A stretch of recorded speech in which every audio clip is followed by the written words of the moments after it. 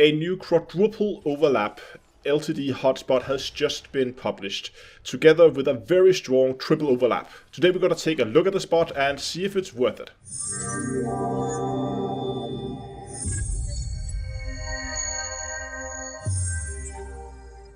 Today's video is sponsored by SecretLab. We all strive for the best possible gaming experience, but the importance of a good quality chair is often underestimated. SecretLab produces some of the most comfortable and high quality gaming chairs you can get. So upgrade your commander chair today and fly in style and comfort. Follow the link in the video description to their store, type in your height, your weight, and it will tell you which chairs fit you for the best possible seating experience. Hello ladies and gentlemen, and welcome back to Elite Dangerous without further astronomy. So as I said, quadruple overlap hotspot has just been published. This hotspot was first discovered about 2 weeks ago by Commander the English Jet from the New Pilot Initiative. These guys have been out here mining it for about 2 weeks, and yesterday it was published for the rest of the community. It's located out here in the SWOILZ PK-R B20-0 system.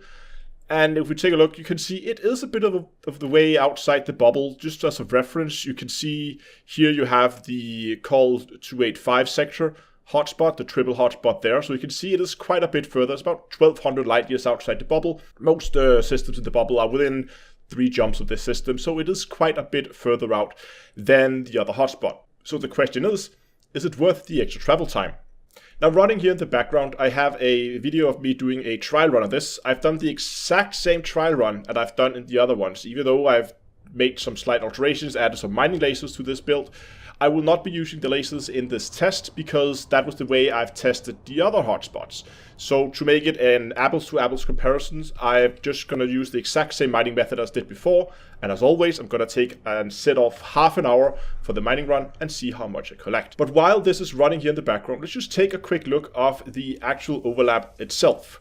Here we can see the picture that the New Pilot Initiative has kindly provided to me, where they have drawn in the red circles, which is the 100% edge of the hotspot, the 80% edge shown by the green ring, and the black ring is the 70%. As we know from the last update, Frontiers now made it a lot more efficient to be close to a hotspot. That is why I think they've done both the 70 and the 80% markers. You can see here in the middle in white they have marked the LTD4 spot, but you can also see that it is really on the edge of at least 2, almost 3 of the hotspots. So it is a very weak LTD4. However, marked in black, you will see a very, very strong LTD3 spot. That is the spot I've been mining. I've not been mining the LTD4. Report from other people who have been out here and from the guys themselves is the LTD4 is not really that amazing, but the LTD3 is such a strong overlap that it's measurably better than the LTD3 over in the call 285 sector. Now I have to say a huge thank you to those guys because they've really done their homework and really nicely. They've actually provided me with this very handy little graph here showing a comparison between the LTD3 and the LTD4 spot. The LTD3 here in orange and the LTD4 in blue. On the x-axis here we have the number of refined tons per asteroid, and on the y-axis we have reversed the average percentage. So keep in mind here that this axis is upside down, so why they flipped it like that, I don't know. A little odd, but we just have to flip that in our minds. And what we can see here is that the LTD3 spot is, all the orange ones, is located further down in the lower right-hand corner, whereas it seems in general that the LTD4 spot is more spread out, but there's definitely more of them up in the upper left-hand corner. And remember, the upper left-hand corner is low percentage and low tonnage out of the asteroid, and the lower right-hand corner is high percentage, high tonnage. You can also see here that they added a trend line between the 2 data sets. And while, yes, they are very similar and actually so close that I would probably say not really noticeable, that would be within what I would call margin of error.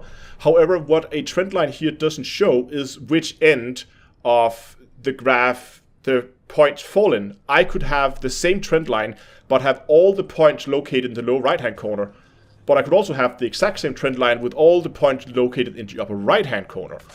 So while those 2 data sets would technically have the same trend line, one would obviously be better since it would be in a high yield, high percentage area, and the other would be low yield, low percentage area. So overall, just eyeballing this graph, it definitely looks like that it is better to be mining in the strong triple than in the low quadruple spot. Now, before we look at the results of my little test run here, I want to talk about whether you should actually go out here or not, because if you do not have a fleet carrier, it's a long way to travel. And I think you're actually better off, if you don't have a fleet carrier, to either go and stay in the Cult 285 sector, or alternatively stay inside the bubble and mine a double spot, or maybe a triple pay night or something like that.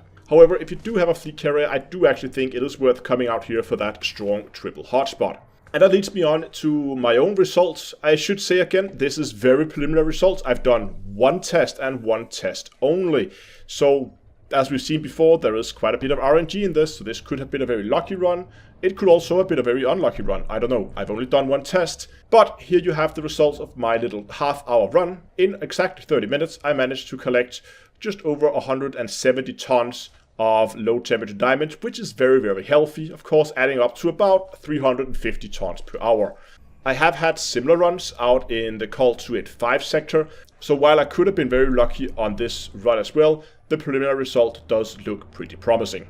Once again, huge thank you to the New Pilot Initiative for sharing this with me and the rest of the community. Thanks a lot for watching, guys. I hope you enjoyed this video. If you did, give it a like, subscribe, and until next time, I will see you guys in space.